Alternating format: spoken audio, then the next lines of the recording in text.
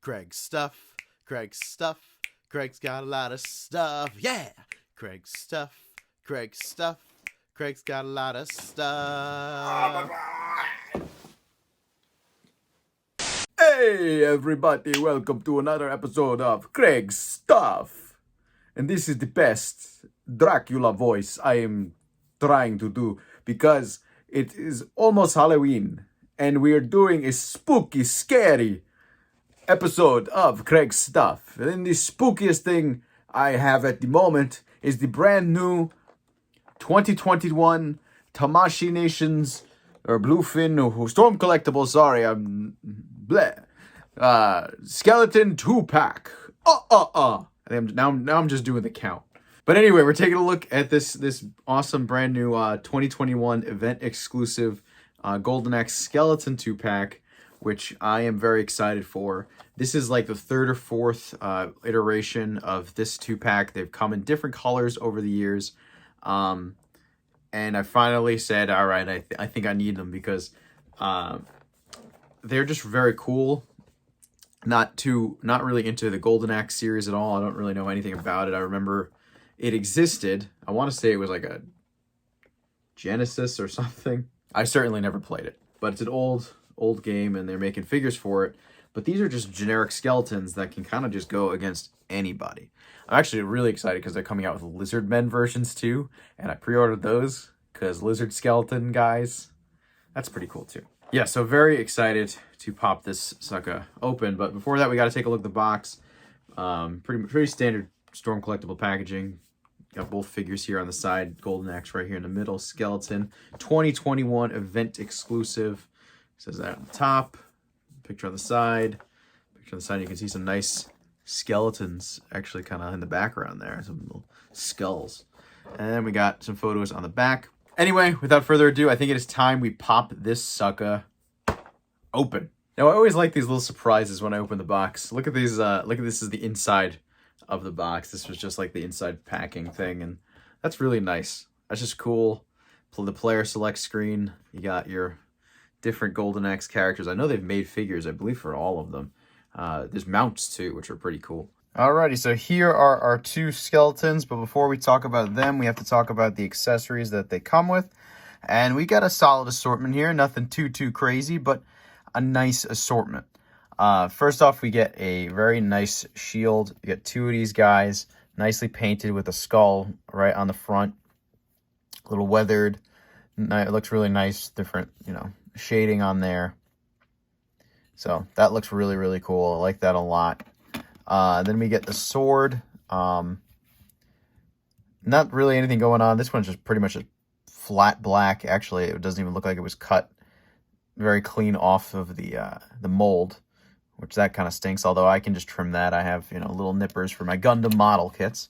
That should be no problem. And this one, that one looks fine. There was no problem on that one.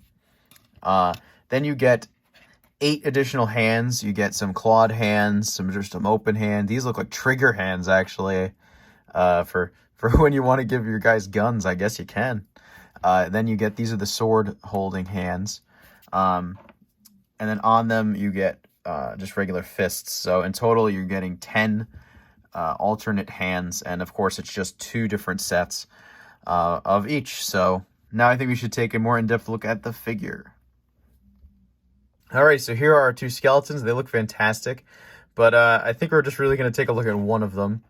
There's really no need to do a full review on this. Obviously the paint apps on them are going to differ a little bit because you can even see right off the start, like the head it's not painted completely the same. Like they really just did like a wash of paint over like a black mold to give it that like charcoal look. And it looks good. And it's actually kind of cool that they're not exactly the same because they're not supposed to be the same skeleton. It's just like they're just 2 rotting corpses. No 2 are going to be the same. So anyway, let's put this one down and just take more of a look at this one. So like I said about the paint, it's pretty much just that wash over, and it looks good. I really think it came out really nice. Sculpt wise, I think this is fantastic. It's a great looking skeleton. They're perfect for any kind of little bad guys you want to have fighting, and they just look really cool. I think they did a good job all the way from top to bottom. Every little nook and cranny, you can see all the ribs look great. The spine going down looks fantastic. The skull, there's cracks in the skull, and this, especially on this figure, definitely brings it out a little bit more than on the other one. You can, like I was showing it before, you know, you can see the same cracks, but there's more wash on this one. So really brings things out. Now, one thing I noticed about him is the joints are surprisingly tight for at least for most of it. So I don't think you'll ever have any problems standing them. Like, you know, you can see he stood easily, you know, which is great, which is why I think we should just move right on to talking about his articulation, because that I think is the most important part, especially of something like this where there's not much else going on. So for articulation for this guy, you can look up a teeny bit. He looks down. He tilts his head side to side. Obviously, you're not getting a lower upper neck joint because he just literally has his spine coming up connecting. His mouth does open and close, so you have a little bit of options there. Then you have arm joints go out to about 90 degrees.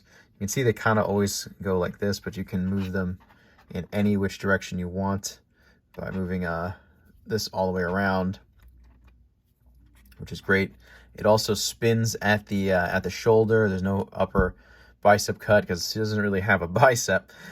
He has a single jointed elbow that goes in about that much. It's not bad at all, and it also, of course, spins at the elbow.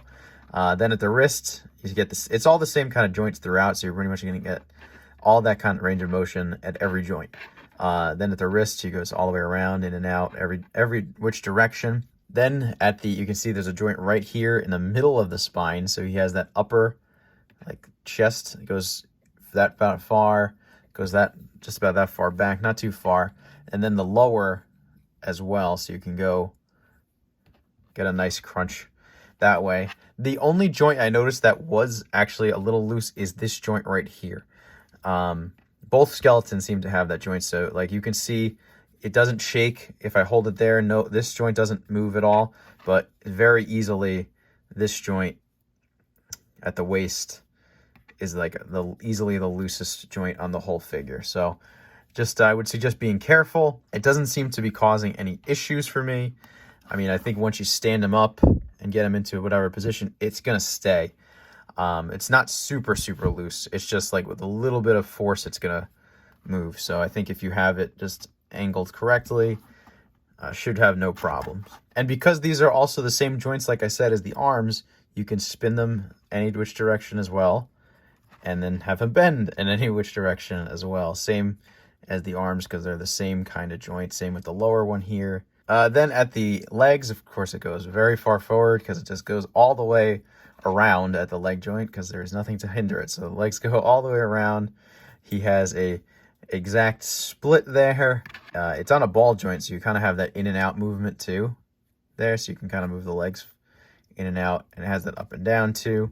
Legs even go in a little bit, so you could have him crossing his legs. Look at that. That's kind of neat. There's no upper thigh cut, but he does, of course, he will spin at the top there. A little bit, actually. Not too much. It'll spin if you go this direction. He will spin all the way. Then at the knees, you have a single knee joint. Goes about that far back. He also spins at the knees. Then at the feet, he goes forward. He goes back. There is a little bit of ankle pivot there. And, of course, it spins. And there is even a little bit of toe articulation as well. Our skeletons here stand about 7 inches tall. Here they are with the McFarlane Toys Geralt from The Witcher. Here they are with the SH Figure Arts Ultra Instinct Goku. Here they are with the Mythic Legions Befelgor. And here they are with the Marvel Legends Gibbon. Alrighty, so overall, I really like both of these figures. I'm definitely very happy to have them in my collection. I'm glad that I can, maybe make them face off against some of my other action figures, specifically probably my Mythic Legions. I think they're going to be awesome with those.